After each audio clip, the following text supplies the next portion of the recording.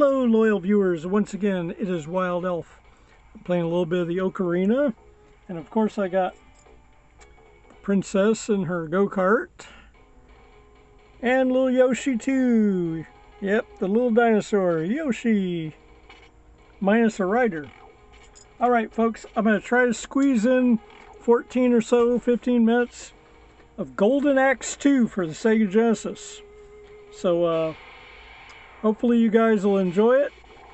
I think it's been a while since I played Golden Axe 2. And here we go. I will probably be using either Gilius Thunderhead or Tyrus Flare.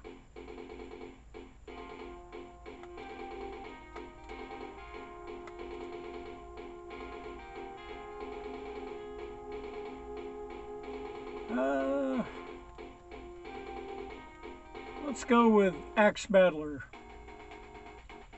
Alright, folks. This might be a one-parter or a two-parter.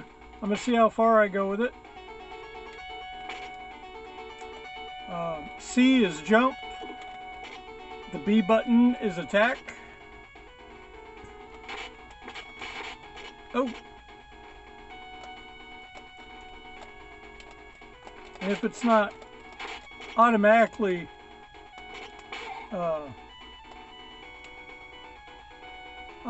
clear, if you press B and C at the same time, you can get this multi-attack. So that's kind of cool. It used to be that that attack would allow you to swing your weapon in a more dramatic way, inflicting more damage, but that doesn't seem to be the case. Now these green wizards are where you get your magic ability. Instead of the magic elixir in Golden Axe 2, they decided to go with what appears to be some sort of magic book, like a Necronomicon or something.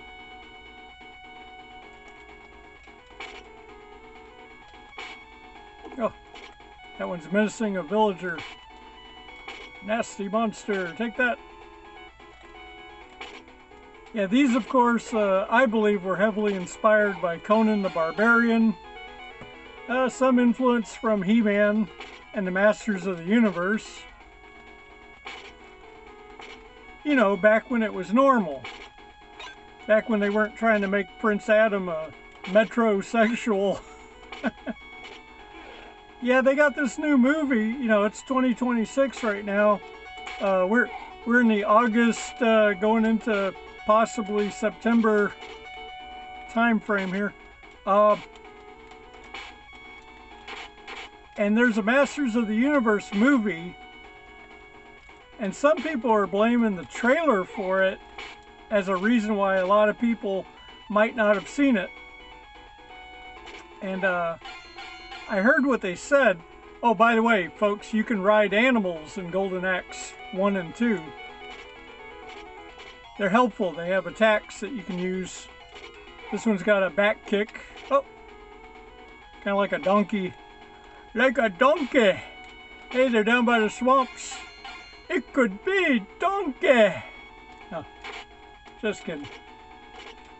But yeah, the Masters of the Universe movie, I wasn't too thrilled with it myself when I saw the promos for it, because they got someone who basically doesn't look incredibly muscly or nothing. They may have assisted him with CGI or something. I don't know. Or maybe they should have assisted him with some CGI buffing up or something when he goes full He-Man mode. But you guys would have to tell me your opinion on that. They did get the sword. The sword is beautiful.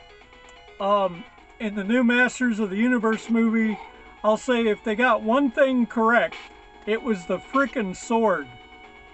The sword of power, the power of Grayskull. But there is a problem, of course. And there's some dramatic differences on the wardrobe of Teela, the wardrobe of Adam, and then the story. They got them, you know, no spoilers really, but for a big chunk of the first opening of the movie, they got him on Earth working a office job. If you know the original Motu series, he was never on Earth.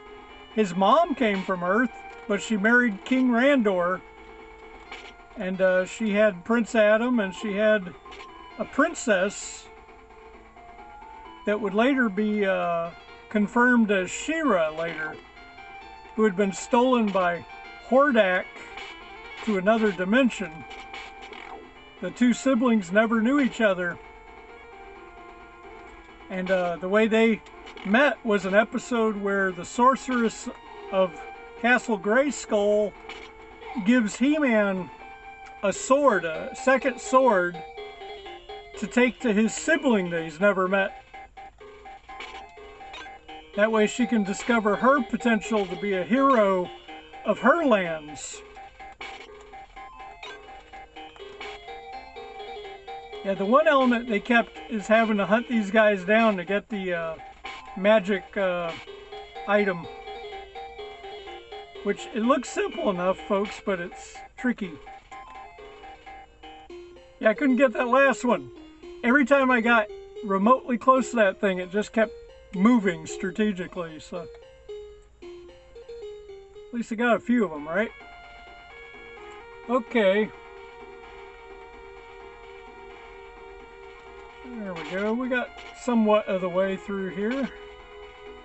Like I said, it's just some gameplay. Having fun, folks. We're not doing a how-to walkthrough or nothing. If I do a complete playthrough, a complete walkthrough, I will make the video say walkthrough.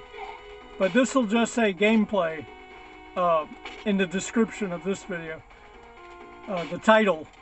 I really don't do a lot of descriptions, you know. Maybe I should.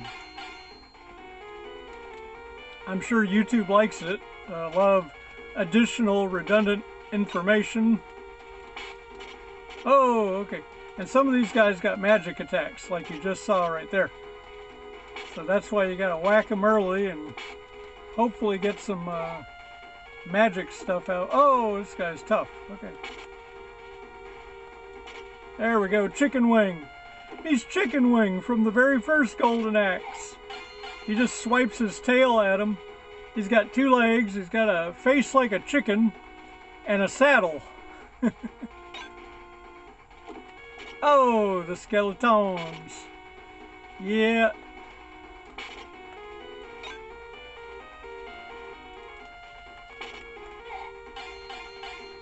Okay. The key is to get them to rush you. If they can rush you, you can move out of the way or just knock them off. There, that was good. Oh, another one came out of nowhere. Okay. Come rush. Oh, they're tricky, but they know what they're doing.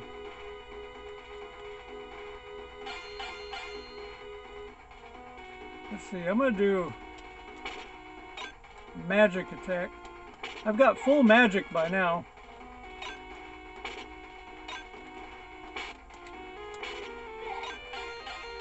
So I got all these, they're like redundant magic spells now. So I gotta hold it or charge it. Wait a minute. Boom. Full magic attack. Using the A button. First to hold it to charge through all the magic tomes. And then you hit A a second time to initiate. Now if you just want to use the first magic attack, the weakest, you just tap A twice real quick. And hold it on the second time you tap it. Yeah, these skeletons are a little more difficult to get. These carbonized skeletons. That reminds me of how they changed the Terminators in the Terminator sequels. I like the original shiny metal Terminators. Same goes for the liquid T-1000. I prefer it with the mercury shiny surface elements. Looks better on camera, looks better on screen.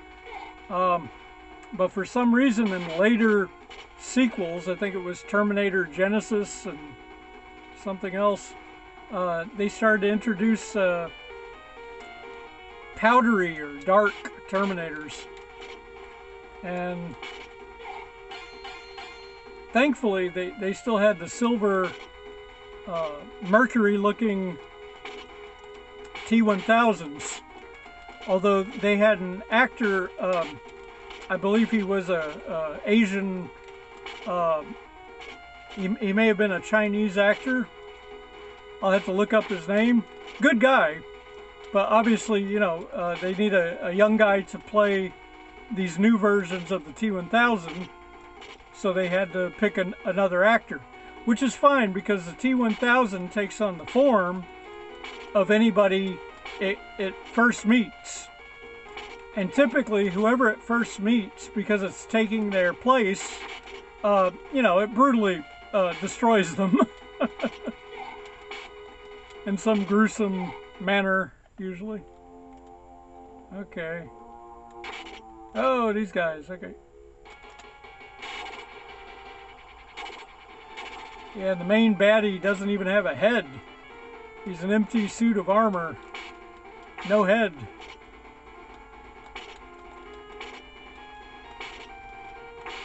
Oh. Ah, it's hard to turn around in midair.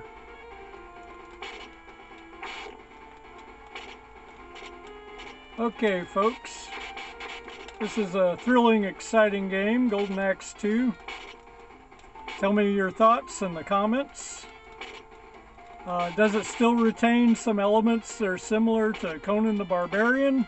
At least in the look of Axe Battler? There is a third one, believe it or not. It was originally seen on the SEGA channel, a box that used to connect to the SEGA Genesis.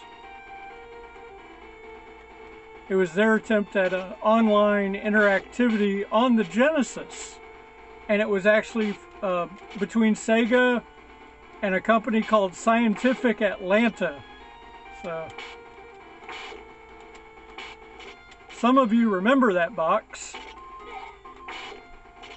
It was very convoluted as far as you had to have internet service already. You may have had to have a separate modem just to use the thing. Oh. Oh, there we go. Booyah. Oh, not booyah. Oh, okay. Got him. Okay. Okay, they've changed form. Oh, this one's got health. This one's got magic. Magic. Oh, he made a strategic getaway. Oh. We found the enemy was using an ancient ruins as a base. We have destroyed it, and now we leave for the enemy's headquarters. Okay, folks. I hope you enjoyed all this.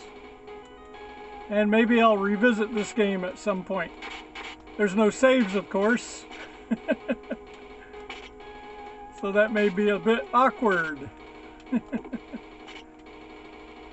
But that's what I could do in 14 or 15 minutes. Thank you guys for visiting my channel, Games Wild Elf 26. Please like. If you haven't subscribed, then please subscribe. That's what really helps us here in the YouTube algorithm. What's left of the YouTube algorithm. And remember, folks, if you value your privacy, get your congressman from whatever state you're at to try to ban the use of flock cameras. All right. Have a great one, folks, and may the Triforce bless you all.